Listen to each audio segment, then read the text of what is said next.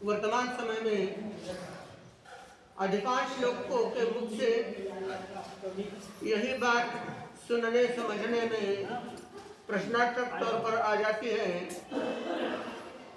कि जैन धर्म प्राचीन होने के बावजूद भी उसकी संख्या कम और कम क्यों हो रही है।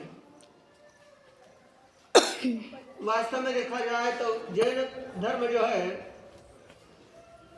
वह जितना आचार प्रणाली को महत्व देता है उतना प्रचारात्मक तौर पर गौर नहीं करता। और यह भी बात आपको बता दें, जिसके आचार विचार खान पान शुभ है, शुद्ध है, सात्विक है, वह कोई भी व्यक्ति किसी भी मान्यता के भीतर में रहा हुआ हो वह जैन हो सकता है। जैन कोई जाति नहीं है, वह सात्विक जीवन जीने की एक सुंदर कला है। यह एक आत्मिक जीवन पद्धति के ऊपर चलने की राह है। इस कारण से प्राचीन जैन धर्म होने के बावजूद भी आज उनकी संख्या में निरंतर हम लोगों को न्यूनता दिखाई देने लगी। संस्कारों के बदौलत हम लोगों को वर्तमान समय में जागरूक होने की जरूरत है। और जितने हमारे संस्कार शुभ और अच्छे होते चले जाएंगे उतना ही हमारा जीवन अच्छा बनता चला जाएगा। मूलतः संस्कारों के साथ में जीने का तरीका जिसके पास में है उसके भीतर में वह किसी धर्म स्थान से, किसी संत से, किसी अपने परिवार से, बुजुर्ग से अनुभव की धरोहर ले सकता है और अपना जीवन सुखमय समृद्धमय संस्कार में जी करके अपने आत्मा का कल्याण कर सकता है। अतः कदापि हम ये सोचे नहीं कि जैन परिवार में जन्म लेने वाला, जैन कुल के अंदर जन्म लेने वाला ही जैन हो सकता है। आचार्य जयमल जी महाराज साहब ने एक कुंभकार को और एक हरिजन को दीक्षा दी थी, परंतु जितना उनकी सेवा के अंदर रहने वाले भक्तों का प्रभाव धर्म शासन बढ़ाने में हुआ, वह एक अनुकरणीय और अनुमोदनीय कदम है।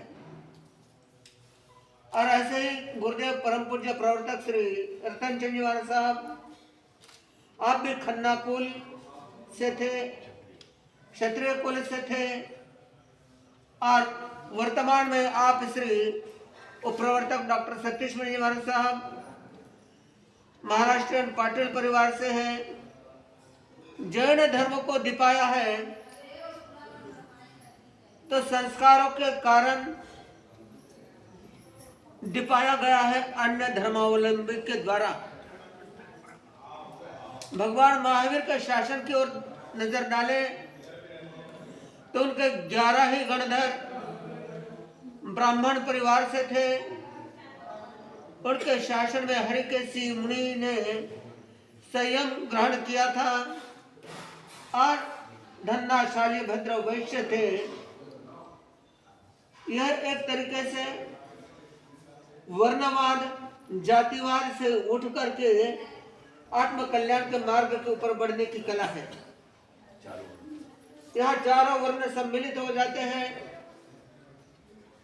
और मुक्ति के मार्ग में वर्ण का और जाति भेद का कोई काम नहीं होता। इसलिए कहा जाता है, जाति न पूछे साधु के पूछ लीजिए ज्ञान, मोल करो तलवार का पड़ी रहने दो म्यान। आप इतने शब्द से जान लीजिए, साधु की जाति है तो केवल आत्म कल्याण और धर्म की जाति है। बाकी तो आप लोगों ने जैसे बांट दिया वैसे बढ़ते चले जाओगे। और जितना हमारे बीच में एक दूसरे का बंटवारा एक दूसरे के साथ में हो रहा है, उतनी सामाजिक संकीर्णता, धार्मिक संकीर्णता आकर के हम एक दूसरे की भावनाओं से दूर होने लग गए हैं। अतः धर्म जोड़ने का काम करता है, दूरियां बढ़ाने का कार्य धर्म कभी कर नहीं सकता। और जो दूरियां बढ़ने का कार्य करता है, कराता है, वह धर्म कभी त्रिकाल में हो नहीं सकता। थोड़ा सा हमारी सोच को विशाल बनाने की जरूरत है, मन को उदार बनाने की जरूरत है, और सबको अपने आत्मा के समान मानने की जरूरत है। ये बात जीवन के अंदर आ गई तो मान करके चलो हम भगवान महावीर के बतलावे मार्ग के ऊपर चलने के काबिल हैं। भगवान महावीर के अनुयायी है और हमारा एक ही धर्म है, और वह है मानव धर्म और आत्म कल्याण का धर्म। बस इतनी सी सोच हम लोगों को अपने जीवन के अंदर उतारना है। अगर इतनी सोच हमारे जीवन के अंदर आ गई तो मान करके चलो हम लोगों का जन्म लेना, भगवान महावीर के शासन की वाणी को श्रवण करना, श्रावक श्राविका का कर्तव्य निभाना सारा का सारा सार्थक हो जाएगा। ओम शांति शांति शांति।